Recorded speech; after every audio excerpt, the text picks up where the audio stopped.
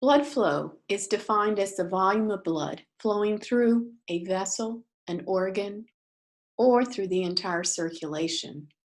It is measured in mils per minute or liters per minute.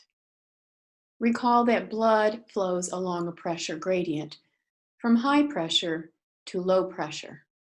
The equation for flow is listed here, where F stands for flow, and remember that will be mils per minute.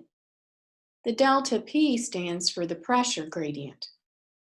The greater the pressure gradient, the greater the flow. We'll come back to that. R stands for resistance to flow. This is anything that's going to slow down flow. If you write this as a fraction, delta P is over R. If I increase the pressure gradient, flow will increase. However, if I increase resistance, flow will decrease. In talking about resistance, we'll be looking at the systemic circulatory system. Because most of the blood vessels are within the systemic circulatory system, away from the heart, resistance can be replaced by total peripheral resistance, or TPR. Flow is also going to equal cardiac output. In other words, the amount of blood that is being pumped out by each ventricle within a minute is the amount of blood that is in the vessels, which is flowing. Let's look at the relationship between flow, pressure, and resistance. This is our original equation. And remember that we're going to replace resistance with total peripheral resistance. And if flow is equal to cardiac output, we can substitute flow for cardiac output. So cardiac output is going to equal to the pressure gradient over the total peripheral resistance. This makes sense because flow is going to return blood back to the heart, and venous return is going to influence or determine what cardiac output is. So these are all related to each other. Let's look at some factors that influence blood flow. The pressure gradient, as mentioned before, and we're going to come back and look at that later. And resistance. This is what we're going to look at now. There are three types of resistance. Recall that when we're talking about resistance, we're going to refer to the total peripheral resistance, the resistance in the systemic circuit away from the heart, in the vessels away from the heart. The three factors that influence resistance are blood viscosity. Thicker blood flows slower than thinner blood. Compare water and honey. Recall, viscosity refers to thickness. What is the condition where you have an increased hematocrit? Recall from the blood chapter, it's polycythemia. A second factor is vessel length. The longer the length of the vessel, the slower the flow. Compare a short garden hose to a long garden hose. If you turn the faucet to the same amount or the same opening for both the short and the long hose, the water is going to come out of the short hose at a faster rate, so flow will be greater in the short hose. Vessel length is not an issue when you're an adult.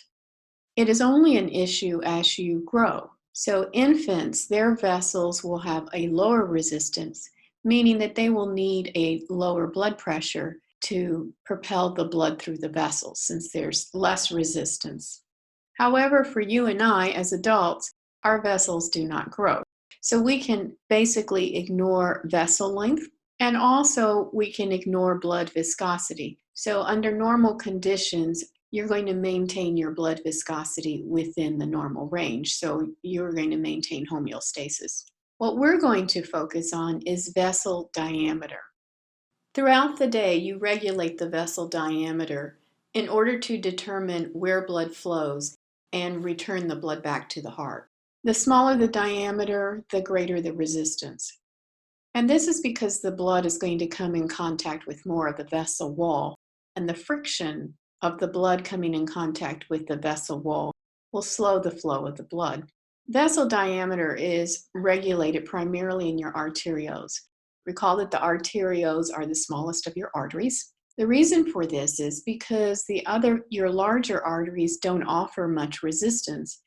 The diameter of the vessel is regulated by the smooth muscles of the tunica media. When the smooth muscles contract, vasoconstriction occurs. When the smooth muscles relax, vasodilation occurs. The smooth muscles in your blood vessels are innervated by the sympathetic nervous system. Smooth muscles in the blood vessels are slightly contracted, and this is called vasomotor tone. This will allow you to contract them more to bring about vasoconstriction, or to dilate them or relax them more to bring about vasodilation. So it's important to have minimal sympathetic input to the smooth muscles for this vasomotor tone so that you can either vasoconstrict or vasodilate. Let's review. Remember what determines the total peripheral resistance? There are 3 factors. See if you can name them. Blood viscosity, vessel length, and the diameter of the vessel. And remember, you regulate the diameter of the vessel on a regular basis throughout the day through vasoconstriction or vasodilation. This is how you're going to control flow, how you determine where blood is going to flow, and this is also going to impact blood pressure. I've drawn this illustration. In the center, you have a main artery, and coming off of the arteries, you're going to have smaller arteries, the arterioles. So the arteries feed the arterioles, and in this case, the side branches, the arterioles, are going to be feeding non-essential organs. Let's look at what happens when a patient is hemorrhaging or losing blood.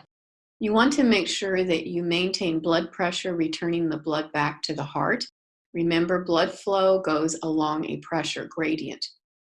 You have to return the blood back to the heart in order to oxygenate it and to get rid of the carbon dioxide so that you can then send the blood, the oxygenated blood, back to the tissues. When a hemorrhage occurs, or when you lose a large volume of blood, the arterioles feeding the non-essential organs will vasoconstrict. This increases resistance, and based on the equation that you learned, if you increase resistance, this will decrease flow downstream to those non-essential organs. But look at what happens to the main artery. You're redirecting the blood into the main artery. So now you have more blood in the main artery, returning the blood back to the heart. So you're going to go from the main arteries to the veins and return the blood back to the heart.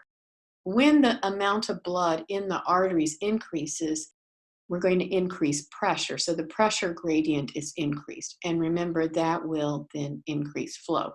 So don't get confused. If you have vasoconstriction, flow downstream decreases. However, flow upstream in the major arteries will increase due to an increase in blood pressure. Let's look at blood flow through the vessels. In the arteries, the pressure gradient is about 60 millimeters of mercury. And that is due to the fact that the arteries are closer to the pump, your heart.